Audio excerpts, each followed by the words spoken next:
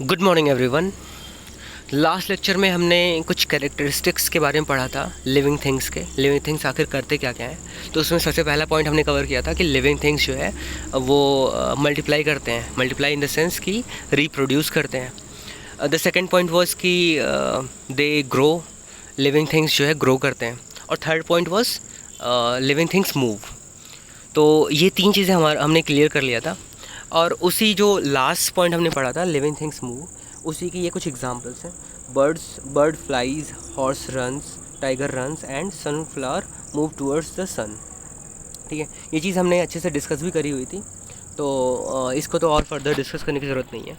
आगे बढ़ते हैं। अगली कैरेक्टरिस्टिक मुझे लगता है कि हमने पूरा का पूरा कंप्लीट कर लिया है। ठीक है, तो अगला पॉइंट आता है what living things need.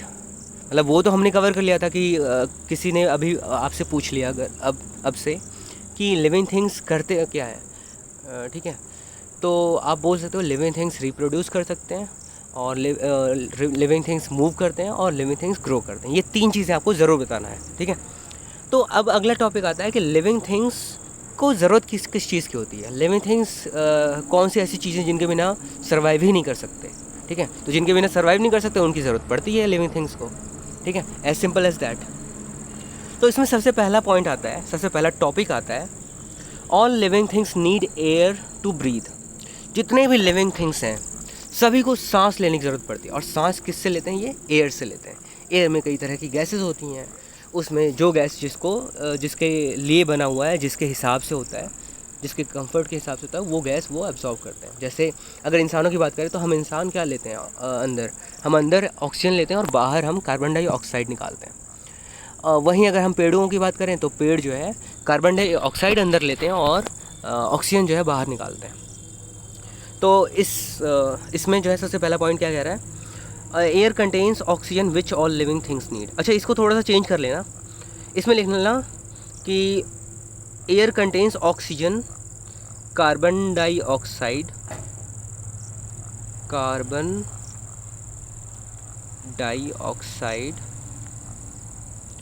And other gases.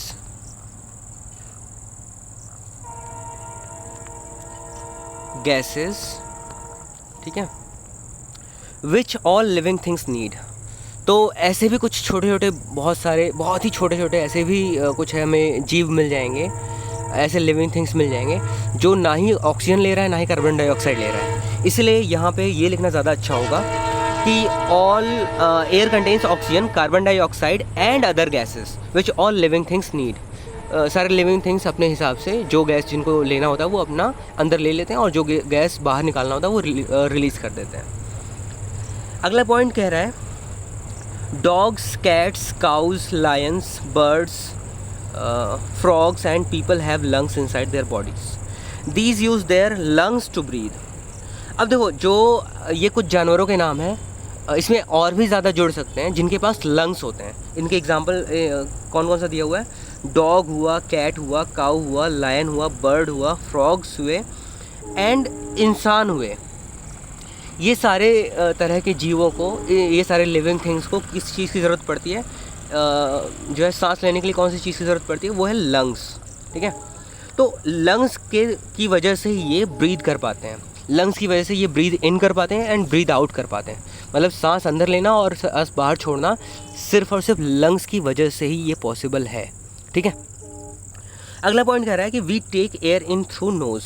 अब लंग्स तो अपना ब्रीथ इन ब्रीथ आउट कर रहे थे, लेकिन उस एयर को अंदर भेजने का प्रोसेस कौन कर रहा है? वो है हमारा नोज़। ठीक है, जो भी जानवर इनमें जिनके बारे में हमने बात करी है, इन सभी के नोज़ होते हैं और लंग्स भी होते हैं। ठीक है, यही रीज़न है कि नोज़ के थ्रू अंदर जाता है सांस, और हम breathe in and breathe out कर पाते हैं लंग्स की वजह से। ठीक है, अब फिशेज़ के बारे में कह रहा है fishes use their gills to breathe in oxygen dissolved in water. Fishes के पास, जैसे हम इंसानों के पास लंग्स थे, वैसे फिशेज़ के पास गिल्स होते हैं। ठीक है, गिल्स मतलब गलफड़े, हिंदी में गलफड़े इनको बोलते हैं, जो इनके साइड में होते हैं। इसका मैं आगे फ़ोटो भी दिखाने वाला हूँ आपको। तो अब इस पर्टिकुलर लाइन में 2 पॉइंट्स हैं। इस पर्टिकुलर लाइन में 2 पॉइंट्स ये हैं। पहला पॉइंट तो ये कि मछलियों के पास हम इंसानों के जैसे लंग्स नहीं होता सांस अंदर और सांस बाहर लेने के लिए, breathe in and breathe out करने के लिए। और दूसरा पॉइंट, तो उसकी जगह पे इनके गिल्स होता है। और सेकंड पॉइंट इज़ कि जो एयर होता है वो पानी में भी घुल सकता है। अब एयर में ऑक्सीजन होगा तो ऑक्सीजन जो है जाके पानी में भी घुल जाता है। और फिश जो होती हैं वो क्या करती हैं कि पानी अंदर ले लेती हैं और उसमें से ऑक्सीजन जो है, उनके अंदर का ऐसा पूरा सिस्टम होता है, ऑक्सीजन अंदर खींच लेती हैं और पूरा पानी बाहर छोड़ देती हैं। ठीक है, यही रीज़न है कि मछलियाँ बुलबुले बहुत छोड़ती हैं। बुलबुले छोड़ रही हैं मतलब वो पानी बाहर निकाल रही हैं। जो पानी उन्होंने अंदर लिया था अब उसमें से ऑक्सीजन उन्होंने ले लिया है अंदर, और बाकी जो पानी था वो अब उनका कोई काम का नहीं रह गया, तो पानी वो बाहर निकालती होती हैं। ठीक है, यही रीज़न है कि मछलियाँ जो हैं बुलबुले छोड़ती हैं।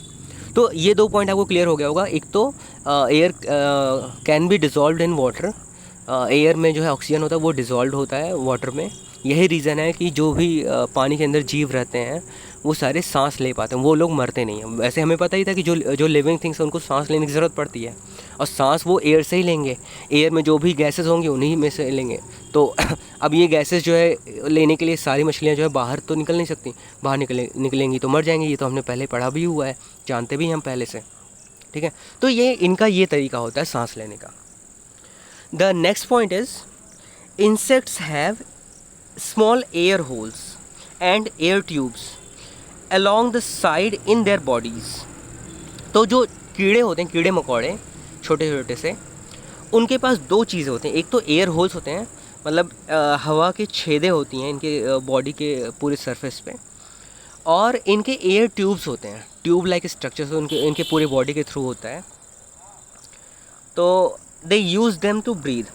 अब करते क्या हैं ये, जो एयर होल्स इनके बॉडी के सरफेस पे हैं, उन एयर होल्स के थ्रू जो है सांस, मतलब एयर अंदर चला आता है। अब अंदर चला आएगा तो पूरे बॉडी में एयर को पहुंचाने का काम कौन सा चीज़ कर रहा है, वो है एयर ट्यूब्स।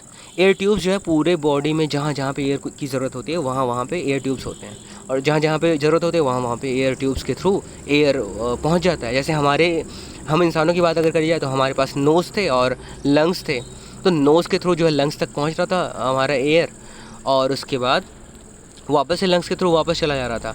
अब हमारे बॉडी में भी ऐसे कुछ ट्यूब्स थे जो ऑक्सीजन को ब्लड के साथ मिक्स कर देते हैं और पूरे बॉडी में पहुंचा देते हैं। ठीक है, तो ऐसा पूरा सा प्रोसेस है।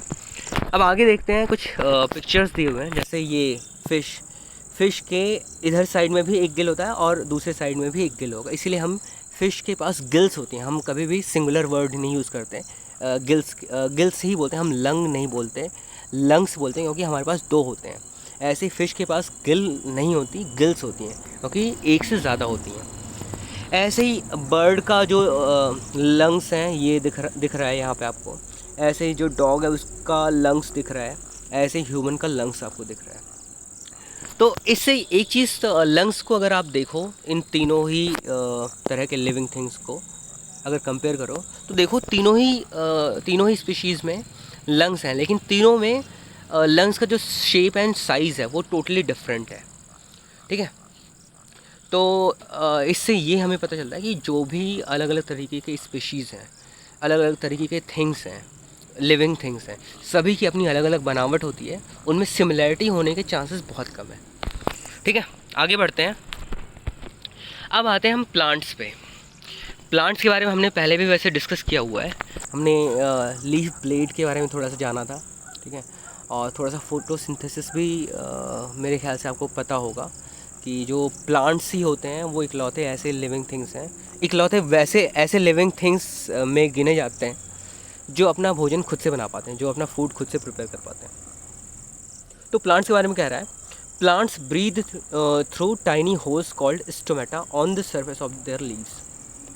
जो इनकी पत्तियाँ होती हैं, पत्तियों के जो निचले भाग में अगर आप देखो, जो लोअर साइड होता है, लोअर साइड में अगर आपके पास हैंड लेंस वगैरह है तो हैंड लेंस को लेके किसी भी पत्ती को तोड़ लो किसी पेड़ से और उसके लोअर साइड पे देखने की कोशिश करो हैंड लेंस के थ्रू, तो आप देखोगे कि लीव्स में ऐसे छोटे छोटे होल्स से दिखेंगे आपको। ठीक है, अब सोचो यहाँ पे इतना छोटा सा पार्ट है, इस छोटे से पार्ट में इतना बड़ा सा ये होल दिखाया हुआ है। ठीक है, तो आप समझ सकते हो कितने सारे होल्स होंगे। ठीक है। और ये होल्स ही हैं रिस्पॉन्सिबल जिसकी वजह से ये प्लांट्स ब्रीथ कर पाते हैं। ठीक है। और क्या ब्रीथ करते हैं वो तो आपको पता ही है, कार्बन डाइऑक्साइड ब्रीथ इन करते हैं और ऑक्सीजन जो है ब्रीथ आउट करते हैं। अगला पॉइंट कह रहा है all parts of plant, roots, stems, leaves, flowers and stems breathe. कह रहा है कि किसी कोई भी प्लांट है उसका हर एक पार्ट ब्रीथ करता है, चाहे वो रूट्स ले लो, अब चाहे स्टेम ले लो, चाहे लीव्स ले लो, फ्लावर्स ले लो, सीड्स ले लो। अब इसको हम जस्टिफाई कैसे करेंगे? अगर हम सीड्स का ही एग्जांपल लें तो आपने देखा होगा कि कई बार आपके घरों में ऐसे सीड्स रखे होंगे, सूखे से सीड्स। ठीक है। उसका सबसे अच्छा एग्जांपल आप चने ले सकते हो। चने जो हैं ऐसे सीड्स हैं जो सूखे हुए होते हैं बिल्कुल। ठीक है। अब क्या है कि वो सीड को अगर आपने प्रॉपर पानी दे दिया, प्रॉपर उसको सनलाइट मिल गई, प्रॉपर उसको जो भी उसको कंडीशंस थे उसको सर्वाइव करने, वो सारी चीज़ें अगर उसको मिल गई तो उसमें से बर्ड्स निकलने, उसमें से जो है छोटा सा पेड़ निकलने लगता है। ठीक है। तो ये प्रूफ है कि सीड्स पहले भी ब्रीथ कर रहे थे या वो सूख गए थे, बस ये है कि वो इंतज़ार कर रहे थे सही टाइम का, जैसे उनको सही मौका मिलेगा वैसे ही वो ग्रो कर जाएंगे।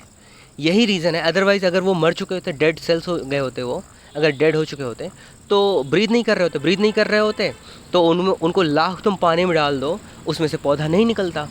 तो इससे ये चीज़ प्रूफ होता है कि जो सीड्स होते हैं वो भी सांस लेते हैं, और जो भी कोई भी प्लांट है उसका कोई भी पार्ट आप ले लो, वो सारे के सारे पार्ट्स ब्रीथ करते हैं। तो इससे ये चीज़ प्रूव होता है कि so all living things need air to breathe. Air में से कोई सा भी गैस इनको जो भी मर्जी हो वो अपना ले लेते हैं, वो अपने हिसाब से, बनावट के हिसाब से। ठीक है। आगे बढ़ते हैं। All living things need food and water. जो भी लिविंग थिंग्स हैं उनको फूड और वाटर की ज़रूरत है, जो कि अभी मैंने जस्ट डिस्कस किया था। हमने चने का एग्जाम्पल लिया था। तो इसमें कह रहा है कि what helps animals, people and plants to grow. ऐसी कौन सी चीज़ है जो एनिमल्स को, पीपल को और प्लांट्स को ग्रो करने में मदद करता है? ये एक क्वेश्चन बन सकता है। ये एक स्ट्रेट आउट क्वेश्चन है जिसका आंसर जो है अगले ही लाइन में दिया हुआ है। Food and water help them grow and give energy to move and work. तो जो फूड और वाटर है ये इनको ग्रो करने में एक तो मदद करता है, दूसरा इनको एनर्जी देता है ताकि ये मूव कर सकें। हमने पहले देखा ही था कि जो लिविंग थिंग्स होते हैं वो मूव करते हैं, तो मूव करने में मदद कौन करता है? पानी हुआ और वाटर हुआ। इससे जो एनर्जी मिलते हैं उस एनर्जी से ही हम मूव कर पाते हैं। ठीक है। तो पानी और फूड नहीं मिलता तो हमें एनर्जी नहीं मिलती तो हम मूव नहीं कर पाते। तो मूव करने के लिए हम बचते ही नहीं, जिंदा ही नहीं बचते, है ना। Next point is plants prepare their own food and use it. Plants ही इकलौते ऐसे जीव में से आते हैं जो अपना भोजन खुद से तैयार कर पाते हैं। They get water from the soil and carbon dioxide from air.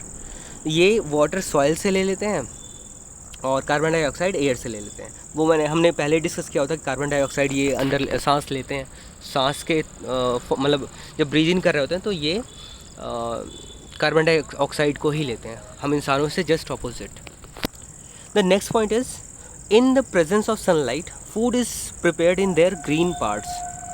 अब देखो कोई भी प्लांट, इस पॉइंट से ये चीज़ प्रूव होता है कि कोई भी प्लांट है उसका जो सा भी ग्रीन पार्ट आप देख रहे हो वो ग्रीन पार्ट में ही फूड प्रिपेयर होता है। ठीक है। ग्रीन पार्ट के अलावा कोई सा भी पार्ट होगा तो वहाँ पे फूड प्रिपेयर होने के चांसेस कम है। ठीक है। तो इससे आपको ये भी एक इंटरेस्टिंग फैक्ट पता चला कि कोई भी प्लांट है किसी से आप पूछ सकते हो कि इस प्लांट के कौन से पार्ट में फूड प्रिपेयर हो रहा होगा, तो सामने वाला अगर नहीं बता पाएगा तो आप बता सकते हो कि इसके जो लीफ हैं यहाँ पे तो होगा ही होगा क्योंकि ग्रीन पार्ट है वो। अगर स्टेम भी ग्रीन है तो वहाँ पे भी फूड प्रिपेयर हो रहा होगा। Animals use the food prepared and stored by plants.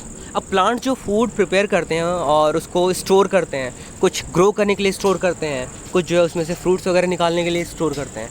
तो वो जो है एनर्जी वो एनर्जी जो शाकाहारी जानवर होते हैं, जो पेड़ पौधों के ऊपर डिपेंडेंट होते हैं, वो जो है वो उस चीज़ का फ़ायदा उठाते हैं। Next point, animals like goat, cow, deer, giraffe and rabbit eat the parts of plants.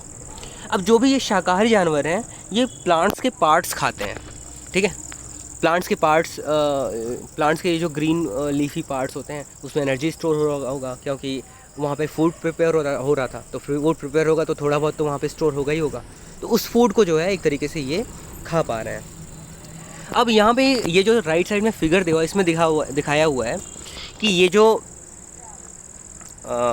Flower है, सनफ्लावर है, इसको कार्बन डाइऑक्साइड ये अंदर ले रहा है और इसको रूट्स के थ्रू वाटर मिल जा रहा है और ऊपर से सनलाइट मिल जा रहा है और इन्हीं के प्रेजेंस में अपना फूड प्रिपेयर कर रहा है।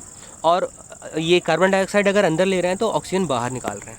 ठीक है, तो यहाँ तक सारा कुछ आपको बहुत अच्छे से समझ में आ गया होगा।